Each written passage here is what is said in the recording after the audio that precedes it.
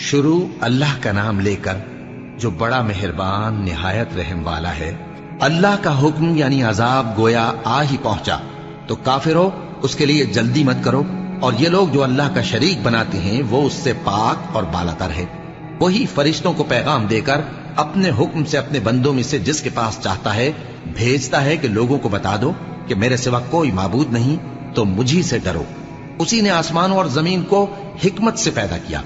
उसकी जात इन काफिरों के शिर्क से बुलंद बरतर है। उसी ने इंसान को नुतफे से बनाया मगर वो खुल्लम खुल्ला झगड़ालू बन गया। और मवेशियों को भी उसी ने पैदा किया। उनमें तुम्हारे लिए सर्दी से बचाओ और बहुत से दूसरे फायदे हैं, और उनमें से बाज को तुम खाते भी हो। और जब शाम को उन्हें जंगल से लाते हो और जब सुबह को जंगल चराने ले जाते हो तो उनसे तुम्हारी इज्जत और शान का इजहार होता है। और दूर दराज शहरों में जहां तुम सख्त मेहनत के बगैर पहुंच नहीं सकते